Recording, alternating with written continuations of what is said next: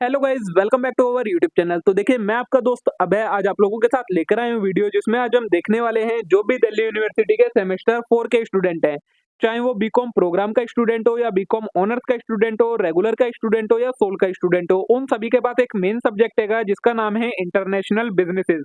तो मैं आज आप लोगों के साथ लेकर आया हूँ वीडियो, जिसमें आज मैं आपको बताने वाला हूँ कि अब हम शुरू करने वाले हैं आपका ये सब्जेक्ट, जिसके अंदर मैं आपको ये पांचों इसकी जो पांचों यूनिट है, 5 यूनिट आ रही है आपके सिलेबस में दिल्ली यूनिवर्सिटी के। तो उन पांचों यूनिट को कवर करवाने वाला हूँ एक एक करके वीडियोस के पार्ट में, जिसके अंदर मैं आपको इन पांचों यूनिट में से जो जो कंटेंट आपके दिल्ली यूनिवर्सिटी के सिलेबस में दिया गया है वो सारी चीजें काफी डिटेल में कवर करवाने वाला हूँ, समझाने वाला हूँ। सारी चीजें आपको कवर हो जाएंगी जितनी आपके एग्जाम के लिए रिलेवेंट है।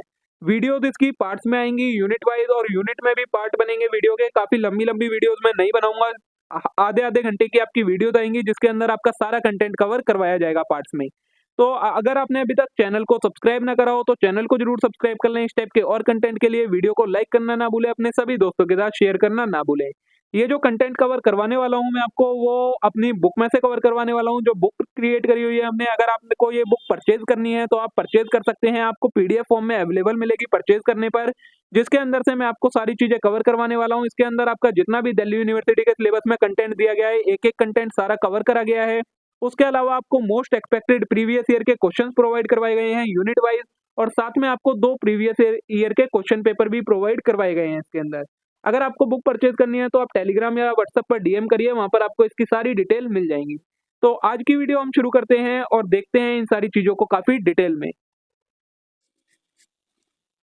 तो देखिए दोस्तों, आज है हमारे पास आपकी यूनिट नंबर 2 है जो इंटरनेशनल बिजनेस एनवायरनमेंट। आज की वीडियो में हम यही कवर करने वाले हैं। बहुत ज्यादा छोटी यूनिट है आपकी, एक ही पार्ट बनेगी आपका इसका वीडियो का, जिसके अंदर आपकी पूरी यूनिट कवर हो जाएगी, क्योंकि बहुत कम कंटेंट दिया है आपके बुक में से। बुक में आपका बहुत सारा कंटेंट दिया है, लेकिन जो आपके सिलेबस में दिया है वो चीजें मैंने आपकी इसमें कवर करवाई है।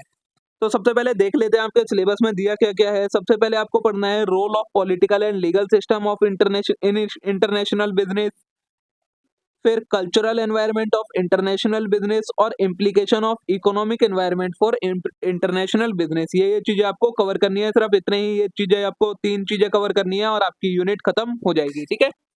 तो चलिए देखते हैं इसे। सबसे पहले एक बार हम समझ लेते हैं कि इंटरनेशनल बिजनेस एनवायरनमेंट होता क्या है। तो international business environment can be defined as environment in different country with factor prevalent in home environment of the organization which influence decision making of business by affecting use of resource and capability। क्या होता है international business environment? इसे हम define करते हैं, जो अलग अलग कंट्रीज आएंगी उनमें क्या एनवायरनमेंट है रिलेटेड टू बिजनेस, और उनके कंपैरिजन में जो हमारी होम कंट्री है उसके अंदर क्या एनवायरनमेंट है। इन दोनों का जो कंपैरिजन होता है, एनालिसिस होता है कि क्या फैक्टर हमारे बिजनेस को अफेक्ट कर रहे हैं, और ऐसे क्या फैक्टर हैं जो हमारे साथ साथ उस कंट्री के बिजनेस को भी मतलब कॉमन है, जो सिमिलर कैरेक्टर है। उन सारी चीजों को समझने का जो कंसेप्ट होता है वही आता है आपका इंटरनेशनल बिजनेस एनवायरनमेंट के अंदर, कि अगर हमें इंटरनेशनल लेवल पर बिजनेस करना है तो किस एनवायरनमेंट के साथ हमें डील करना पड़ेगा, उसमें क्या क्या फैक्टर्स होंगे, किन किन चीजों से इंटरनेशनल बिजनेस अफेक्ट होगा। ये सारी चीजें जो होती हैं वो सारी पार्ट बनती हैं इंटरनेशनल बिजनेस एनवायरनमेंट का। International business environment is defined as set of activity relating to industry commerce on an international level। ये क्या है? एक तरीके से एक्टिविटीज हैं जो कि किससे रिलेटेड होती हैं, इंडस्ट्री और कॉमर्स से। किस चीज के? इंटरनेशनल लेवल पर जो इंडस्ट्री के साथ डील करे और इंटरनेशनल लेवल पर कॉमर्स के साथ डील करे, वो सारी एक्टिविटीज क्या कहलाती हैं? इंटरनेशनल बिजनेस एनवायरनमेंट कहलाती हैं। A firm's ability to design and adjust its internal variable to take advantage of opportunity offered by external environment।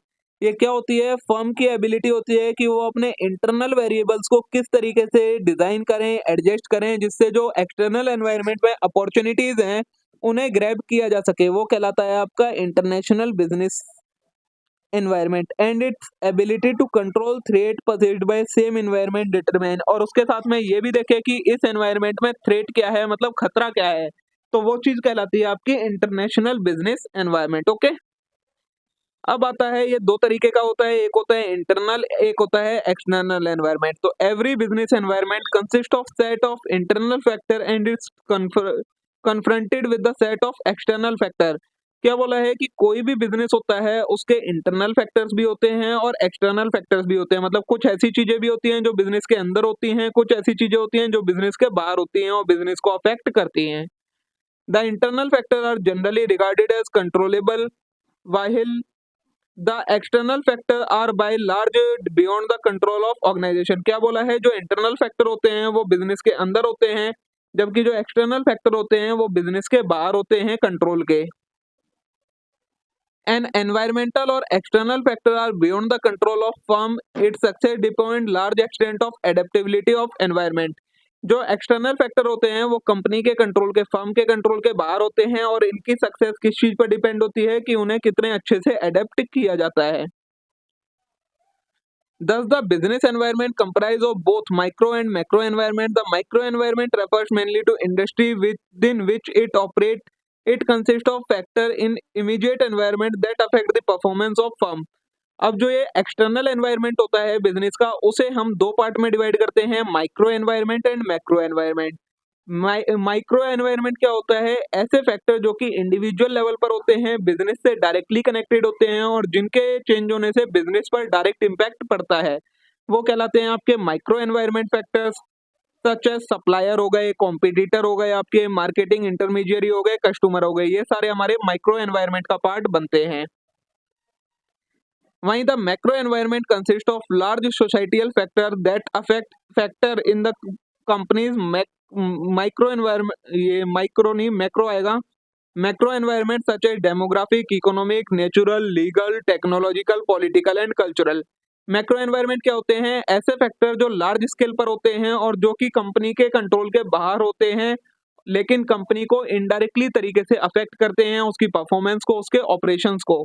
इसके अंदर क्या क्या आता है, आपके demographic factor, economic factor, natural factor, legal factor, technical, political and cultural factors. ठीक है, अब आता है आपका, इनमें से आपको जो जो फैक्टर पढ़ने हैं, तो पॉलिटिकल और लीगल एनवायरनमेंट फैक्टर के बारे में आपको पढ़ना है, तो सबसे पहले इनको देखते हैं। तो अब है political legal environment consist of laws and regulatory framework and political setup in which business unit is operating. Political and legal environment के अंदर क्या आता है, जितने भी लॉ एंड रेगुलेशन का फ्रेमवर्क होता है या जो पॉलिटिकल फैक्टर्स होते हैं वो सारे आते हैं पॉलिटिकल एंड लीगल एनवायरनमेंट में, जिसके अंदर एक बिजनेस ऑपरेट करता है। The stable political setup and legal framework in economy influence the decision of organisation. जो ये पॉलिटिकल सेटअप और लीगल फ्रेमवर्क होता है, ये बिजनेस के डिसीजन को इन्फ्लुएंस करता है। Political legal environment factor is particularly important in mixed economy like India. ये कहाँ पर ज्यादा होते हैं, जैसे कि ऐसी जगह जहाँ पर मिक्स्ड इकोनॉमी होती है, इंडिया जैसे कि। And it has significant effect in working of business organisation, legislature, judiciary and executive are three major organ of political and legal environment. Political and legal environment के तीन मेजर फैक्टर पार्ट कौन कौन से हैं organ, legislature, judiciary and executive. ये तीनों businesses को influence करते हैं। तो देखिए, political and legal environment include the following element. क्या क्या चीजें आती है इनके अंदर, सबसे पहले पॉलिटिकल सिस्टम होता है जो कंट्री का, मतलब पॉलिटिकल प्रोसेस हो गए। पॉलिटिकल ऑर्गेनाइजेशन कौन कौन सी है, कौन कौन सी पॉलिटिकल पार्टी है, कितनी पॉलिटिकल स्टेबिलिटी है, ब्यूरोक्रेटिक कितनी है, डिलेज कितनी होती है, ये सारी चीजें। सेकंड आता है legal rules of the business, उनकी फॉर्मेशन से related, implementation, efficiency and effectiveness से रिलेटेड। थर्ड आता है इसके अंदर डिफेंस एंड फॉरेन पॉलिसी की, defence expenditure, maintenance of external relationship with other country, ये सारी चीजें कैसी हैं, ये सारी चीजें पार्ट बनती हैं आपके पॉलिटिकल एंड लीगल एनवायरनमेंट का। Political and legal environment can B divided into two parts. इसे हम दो पार्ट में डिवाइड करते हैं इस एनवायरनमेंट को, एक होता है प्रमोटिंग, एक होता है रेगुलेटरी। तो promoting environment include the stimulation of business interests at the provision of various incentive and facilities, thus protecting home product and market from the influence of foreign competitor, taking direct role of promoting business insurance। promoting environment के अंदर क्या आता है, ऐसे factors, ऐसी चीजें आती हैं जो कि किस लिए यूज करी जाती हैं, डोमेस्टिक बिजनेस और डोमेस्टिक प्रोडक्ट को प्रोटेक्ट करने के लिए, उन्हें इनकरेज करने के लिए कुछ इंसेंटिव हो गए, कुछ आपके फैसिलिटीज हो गई, ये प्रोवाइड करवाई जाती हैं, जिससे जो डोमेस्टिक बिजनेस है, डोमेस्टिक एनवायरनमेंट है, वो प्रमोट हो और जो फॉरेन बिजनेस हैंगे वो मोनोपोली क्रिएट ना कर पाए। In India government offer this facility in form of sound infrastructure, transport, electricity, banking, postal, telecommunication, promoting business abroad promoting business in public and joint sector, concession and benefit to various type of industry located in specified areas. India के अंदर क्या होता है, जो government है वो कई सारी तरीके की फैसिलिटीज देती है, जैसे कि transport facility, electricity, banking, postal, telecommunication, ये सारी फैसिलिटी प्रोवाइड करी जाती है बिजनेसेस को, जिससे क्या होता है, ये जो बिजनेस होते हैं वो प्रमोट होते हैं। नेक्स्ट है रेगुलेटरी एनवायरनमेंट। तो regulatory environment put certain restriction on operation of business organisation. जो रेगुलेटरी एनवायरनमेंट होता है वो बिजनेस एनवायरनमेंट के ऊपर कुछ रिस्ट्रिक्शंस लगा देता है, ऑर्गेनाइजेशन पर कुछ रुकावटें लगा देता है। These restrictions are not arbitrary in nature but are based on nature of social system and are effective means of instrument of achieving the desirable level of social welfare in the country।